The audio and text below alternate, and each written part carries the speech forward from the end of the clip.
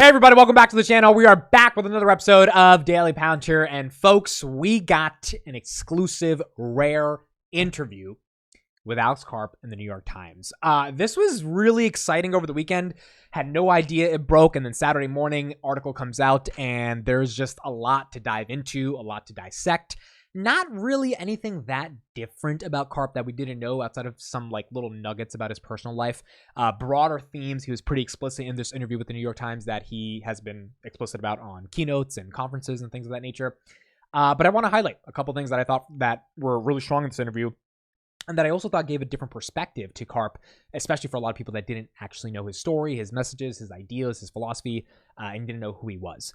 Now, on top of the Karp interview with the New York Times, which it's free to read. I don't think you need to have a New York Times account, so I'll put it in the description. I recommend everyone read it. Joe Rogan had Peter Thiel on his podcast. Joe Rogan, the biggest podcast in the world. I think 11 million daily listeners check out his podcast. They didn't talk about Palantir. So I went through the transcript. I did not listen to the whole podcast. They talked about a variety of subjects. Palantir did not come up. But because Thiel was on that podcast, I do think there was an effect on Palantir. So we're going to talk about the media proliferation of Palantir that we saw over the weekend, which kind of goes back to my thesis on a video I made last week around how I think the media attention is going to keep compounding for Palantir. And then we're going to get into some very specific parts of this Karp interview that I thought were really interesting to break out, dissect, and go deeper on.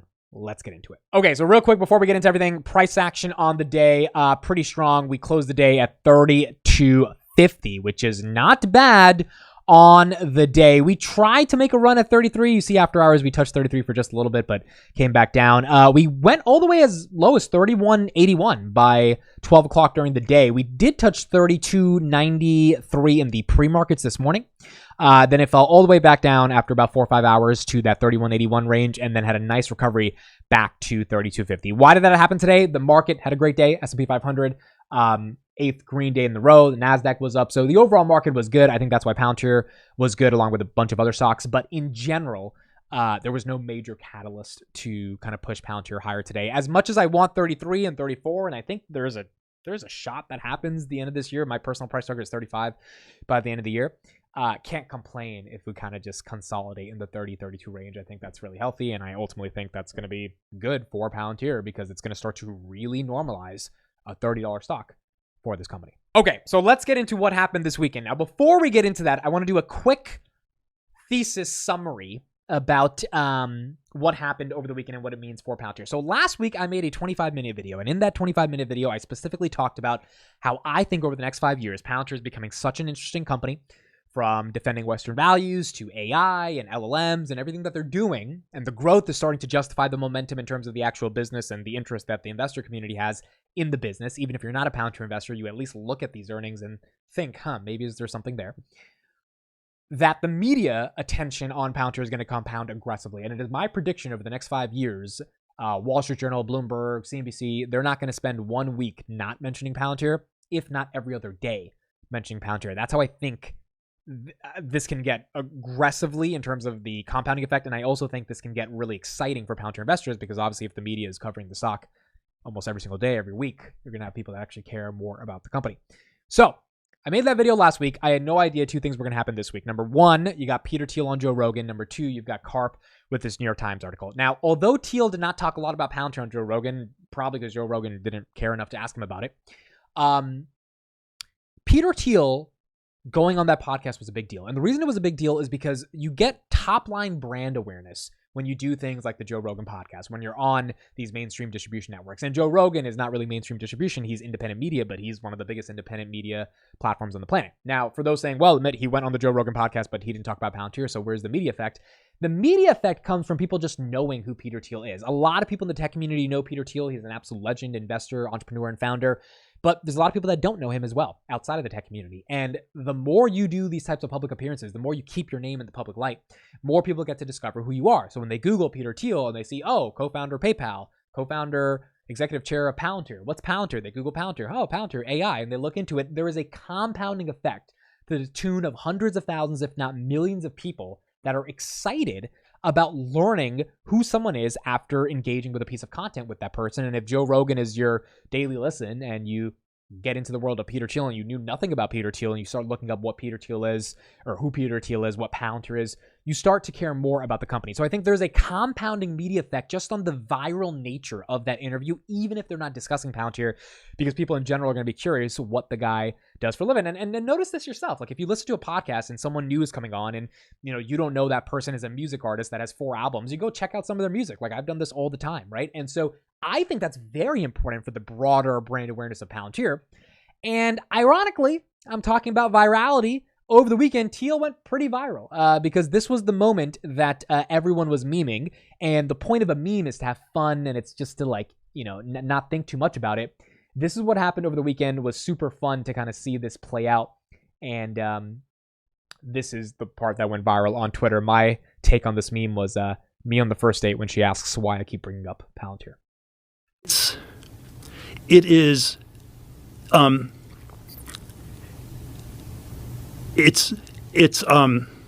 well,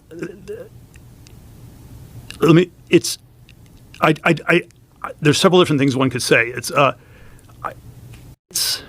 So obviously I thought that was kind of funny. Hopefully you thought that was funny. But the point is, the more and more you get people interacting with sort of viral moments like that, and that really went viral on Twitter. Not my specific post, but that video itself has been memed so many times.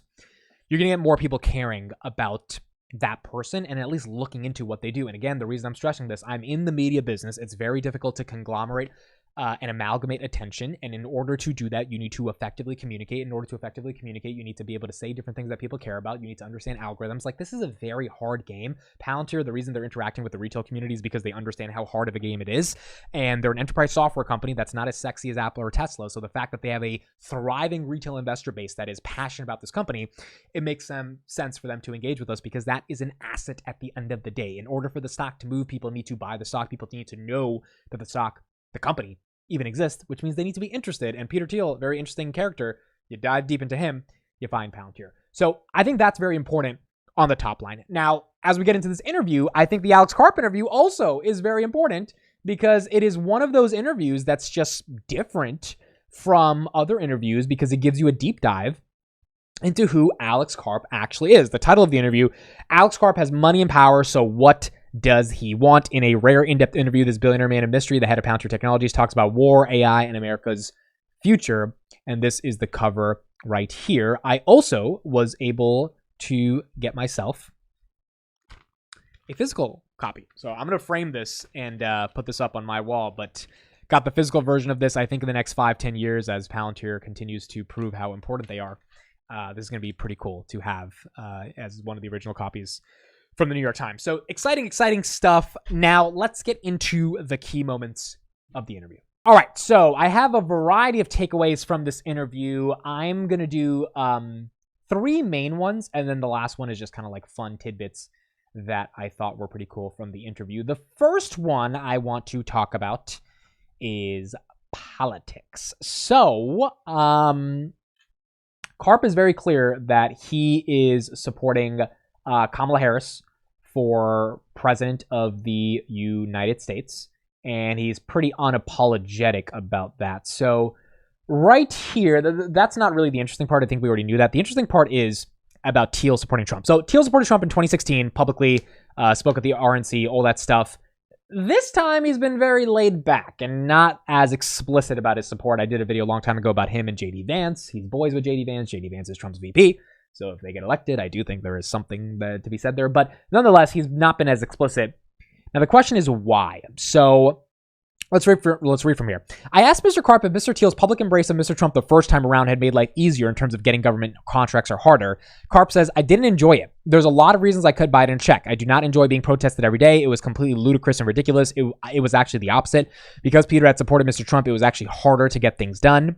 And then when asked if they talked about it, he says, Peter and I talk about everything, Mr. Karp said. It's like, yes, I definitely informed Peter. This is not making our life easier. As a result, Peter Thiel did not give money to Mr. Trump or speak at the convention this time, although he does support J.D. Vance. So why is that interesting? Well, I think for a couple of reasons. Number one, this was basically our speculation as Palantir investors, why Peter Thiel was not explicitly supporting Trump after being so explicit in 2016.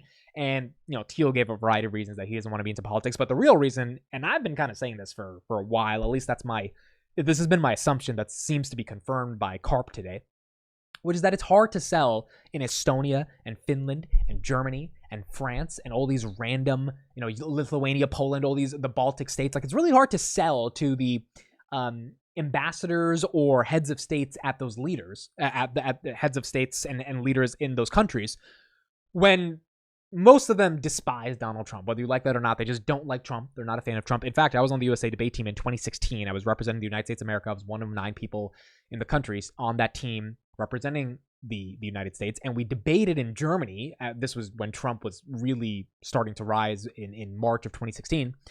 And we got the message in Europe. We were in Slovenia and Croatia and then eventually Germany. In all 3 of those tournaments, Europeans were not fond of Trump. They did not like Trump at all. And maybe that has changed a little bit, but the far majority of them hated them. In fact, I think we lost some rounds because the judges just didn't like the fact that we were from America and that Trump was winning. And so in general, Europeans, that's been my experience with Europeans and Trump. They're not a fan of that guy. I think it's really hard when, Karp's trying to close a deal in Europe for like $20 million and he's sitting across some dude. And the dude just like already thinks it's a mysterious company. It's a black box. Then you got Thiel with Trump, CIA. Like, what are they really doing with our data? It becomes harder to get business done. That is exactly why I think Peter Thiel decided, hey, I'm just not going to support or publicly support Trump this time. Because if I do it, it's just going to make Palantir harder to close deals. Which I think is a good thing for shareholders, because at the end of the day, as much as I value free speech, business is business, and it's really hard to get business done sometimes when you're super, super political. So I do think that it's an interesting takeaway that Karp actually told Thiel, hey, like, this shit's hurting the business. And as a result, Peter seemed to have self-reflected on that and said, all right, I'm just not going to be that explicit about it, which hopefully is allowing them to get more government deals. What that shows to me is a relationship between Karp and Thiel where they can effectively communicate, even though they're vastly different on the political spectrum. And that effective communication doesn't lead to like some massive drama inside the company. It just leads to a compromise, which is what it seemed like happened in this scenario. In terms of Harris, Karp said, so reading from here, unlike many executives in Silicon Valley, Mr. Karp backed President Biden, cutting him a big check despite skepticism about his handling of the border and his over-reliance on Hollywood elites like Jeffrey Katzenberg. Now he is supporting Vice President Kamala Harris, but he still has vociferous complaints about his party. We did see on the Financial Times article a couple months ago that Karp said, I'm voting for the Democrats, but they shouldn't make me rethink my choice. Essentially saying, hey, they're starting to become a bit ridiculous, because he vehemently agrees with the Democrats in terms of what's going on with Israel, or at least the far left of the Democrats in terms of how you should think about Israel. But he is supporting Kamala Harris. Now, one quote I thought he said that was also really funny right here. I'm a Jewish, racially ambiguous dyslexic, so I can say anything, he said, smiling. I thought this was a really fun part of the interview, because this is Karp basically saying, hey, like, I'm a very unique character. You guys can probably tell I'm a unique character. And this uniqueness allows me to kind of get away with saying stuff. And Karp does say like a lot of, sometimes crazy random stuff. But I think that adds to his eclectic, eccentric appeal. So already the interview, I thought, was starting off on a good note, because you got Karp, who was really opening up in terms of who he is and how he's perceived, and still really didn't care too much about how people think about him. Okay, next thing I want to talk about is Israel. So what did Karp say on Israel here? Pretty much kind of the same stuff he's been saying, but one thing that I thought was really interesting. So we know Palantir's obviously been working with Israel. Here's what the New York Times reported. Independent analysts have said that Israel, during an April operation, could not have shot down scores of Iranian missiles and drones in mere minutes without Palantir's tech. Again, we have zero confirmation outside of the company saying that they are working with Israel to know specifically what they've done. If it's true that back in April, I remember when that was going down, Palantir's technology actually helped them track those missiles and stop those from attacking, that's a big deal. That's a very, very big deal. So in May, protesters trapped Mr. Thiel inside a student building at the University of Cambridge, protesting around Israel. Mr. Karp's position on backing Israel is adamant. The company took out a full-page ad in the New York Times. It's like we have a double standard on Israel, he said. If the October 7th attack had happened in America, we would turn the hiding place of our enemies into a parking lot. There would be no tunnels. Mr. Karp told CNBC in March, we've lost employees. I'm sure we'll lose more employees. If you have a position that does not cost you to ever lose an employee, it's not a position. I thought this was one of his best quotes ever. Whether you agree or disagree with Karp on Israel, at the end of the day, he stands for something, and standing for something is the hardest thing in the world. He told me, if you believe that the West should lose and you believe that the only way to defend yourself is always with words and not actions, you should be skeptical of us. He also added, I always think it's hard because where the critics are right is what we do is morally complex. If you're supporting the West with products that are used at war, you can't predict that there is or pretend that there is a simple answer. I thought this was an insightful part of the interview because Karp's being very explicit here and just saying, look, this is a very nuanced topic. I have a firm stance. My company has a firm stance. This is how I'm building the trajectory around how the company will approach these situations. Some people will disagree. They will leave the company, and it is what it is. But this is our stance, and we believe in something. And whether or not you believe in the opposite, you have to believe in something. And Karp has historically critiqued a lot of people in the context of the Israel-Hamas debate in particular, because in private, they're telling him we obviously support Israel. In public, they are not supporting Israel. And that dichotomy is something which is why I'm excited about covering Karp as a human being. His authenticity is real. Like, whether you like him or not, you cannot say he's inauthentic. And I think his explicit support for Israel is a testament to that authenticity. And authenticity, at the end of the day, wins. Right now, we have the DNC happening today. There are protesters outside of Chicago at the DNC vehemently protesting the Democratic National Convention and their stance on Israel and Gaza and the fact that President Biden has sent billions of dollars to Israel. So you've got the DNC internally with a lot of their own fragmented issues. It's a very complex issue. Some people in the Democratic Party believe that it's a good idea. Some people obviously don't if you're more far left. Karp, who's progressively very far to the left in terms of just how he thinks about economics, still believes, wait a second, no, on this stance, I don't want to be to the left because at the end of the day, I want to stop war from happening. And the way to stop war is to get rid of bad ideas. And those bad ideas, if they're the ones causing October 7th, then that's exactly what our technology is going to be used to do in order to stop those ideas from spreading and causing even more pain. So I think from that perspective, very nuanced, but still very explicit, very authentic in terms of his approach, not really shying away from those ideas. And again, you're going to attract a lot of investor capital, even if you detract different types of investor capital by having a stance and opinion on things.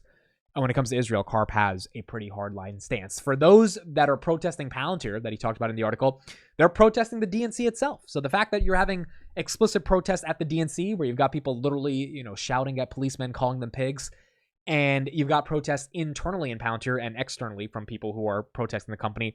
This is all a game of having a stance, dealing with the ramifications and consequences of that stance, but still moving forward. And I think that's essentially what Karp thinks about Israel, supporting Israel, and the company publicly supporting Israel as well. Okay, final big picture thing I want to talk about from this interview that I thought was important was Karp's interpretation of social media, which is a lot of us in the Palantir community and how we think of him. So reading from the article, Mr. Karp's iconoclastic style and ironclad beliefs have inspired memes and attracted a flock of online acolytes. Some call him Papa Karp or Daddy Karp. Might be guilty of that. He has no social media presence, but his online fans treat him like a mystic, obsessing over the tight white shirts he wears for earnings reports, his Norwegian ski outfits, his corkscrew hair, his Italian jeans and sunglasses, and his extreme candor.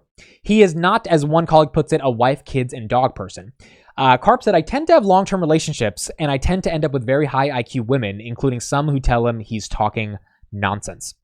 He further says he prefers what he calls a German attitude towards relationships where you have a much greater degree of privacy with separate bedrooms and your own world, your own thoughts, and you get to be alone a lot. There is much less requirement to micro-lie about where you were, whom you were with.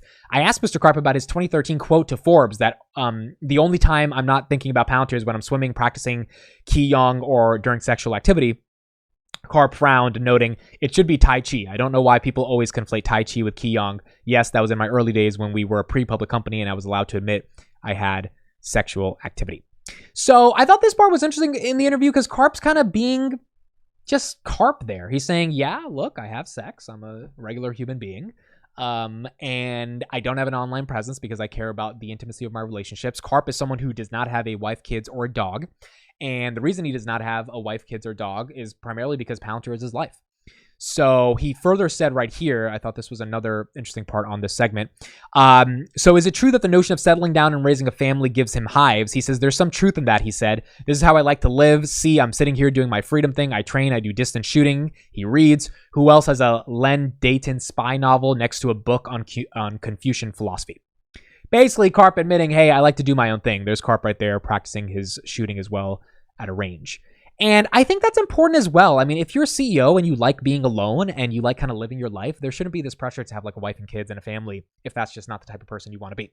That does mean that he is, basically married to Palantir, and his work ethic exists within Palantir because he does not have a family to necessarily look after in the traditional sense, which gives you a little bit more insight into why he's so obsessed with Palantir and why he's allowed to be so obsessed with Palantir, because he doesn't have a traditional family. Okay, final part of the interview that I thought was really cool and I want to showcase to you guys is this rapid fire question at the end. So let's read through this. Confirm or deny, you run the Twitter account Alex Karp's hair. Karp said, I wish. I thought that was hilarious. Your favorite movie is the classic Kung Fu flick, The 36th Chamber of Shaolin, one of my favorite movies. This is what he said. You have 10 houses around the world, from Alaska to Vermont, from Norway to New Hampshire. He says you have to reframe that as I have 10 cross-country ski huts. You love the idea of Peter Thiel backing Olympic-style games where the athletes will dope out in the open. He says, deny. I want the best cross-country skiers to win without doping. They ask, you love to watch spy shows and German movies, and one of your favorite films is Rainer Werner Fassbinder. He says, confirm.